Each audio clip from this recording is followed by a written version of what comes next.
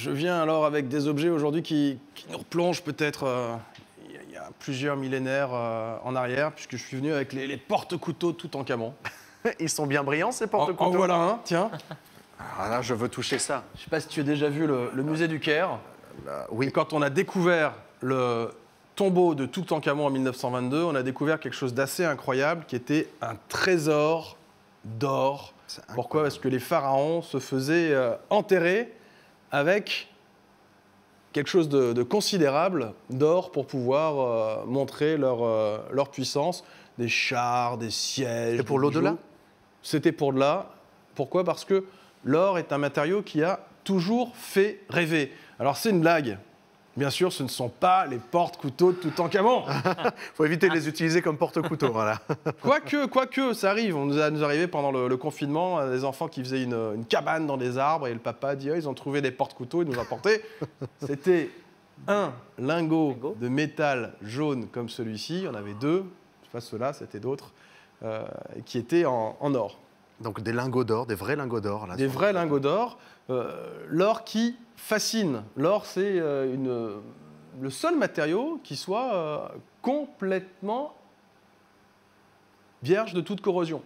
Vous pouvez prendre ce lingot, le laisser pendant 5 ans sous l'eau. Ça ne changera pas. Ça ne bougera pas. C'est pour ça que quand on retrouve des trésors marins, c'est toujours jaune étincelant. Vous pouvez laisser 5 ans dans du fumier, ça ne bougera pas. Pourquoi? Parce que l'or, c'est un corps extraterrestre qui vient d'une supernova, une espèce d'énorme soleil, qui a explosé, et puis on a été bombardé il y a plusieurs milliards d'années sur la Terre par ce matériau extraterrestre qu'on retrouve dans la croûte terrestre. Et quand on part explorer la croûte terrestre, on peut retrouver de l'or. Et l'or fascine les hommes à l'Antiquité, on parle de Toutankhamon.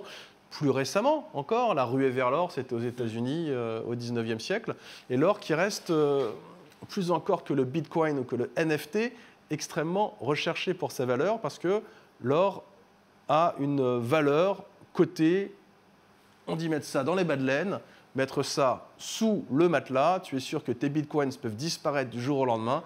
Ton lingot, tu le retrouveras toujours dans ton bas de laine, mon cher Lucas. Ça fluctue énormément, le cours de l'or, en plus. Ça fluctue énormément. Moi, je vous invite, si vous voulez savoir combien coûte un lingot d'or, à ouvrir le journal de référence sur le sujet. Celui du jour, en plus. Celui du jour. Bah oui, celui du jour. Même si ça a dû bouger depuis, dans les pages économie, la bourse, marché de l'or, 1 kilo, 51 380 €. Rien que ça. Rien que ça. Alors, ce qui est important, Lucas, si jamais tu veux acheter de l'or, c'est t'assurer que l'or, ce soit bien de l'or pur. Et avec ce lingot, on retrouve ce qu'on appelle le bulletin d'essai.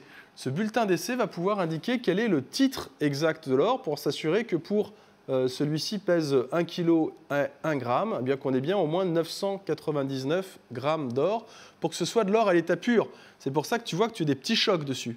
Oui, tout à fait. Il y a des petits coups un peu...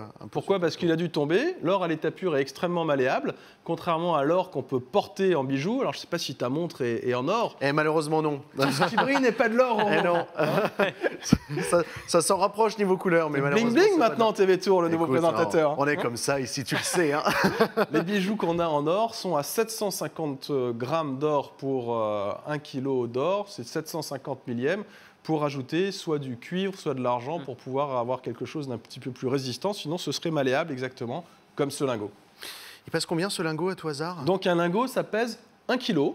C'est l'unité de mesure en France. On peut les empiler pour pouvoir jouer, si tu veux, construire une muraille avec un peu de ton bol de céréales. Oui. Le matin. C'est coté en bourse, même si les banques ne l'achètent plus, et même si ce n'est plus en bourse, le cours varie, et c'est l'investissement refuge des Français. Les Français sont, juste après les Indiens, les premiers détenteurs d'or à titre privé sur Terre. C'est pour ça qu'il y a, à travers toutes les villes de France, des comptoirs de l'or qui existent pour pouvoir récupérer l'or dentaire, l'or des parents, l'or des grands-parents. Attention, si jamais vous avez un lingot ou des pièces, elles sont cotées. Certains ont une histoire particulière avec une cote qui est supérieure au poids de l'or. Mais vous avez, mon cher Lucas, la valeur refuge par excellence entre les mains.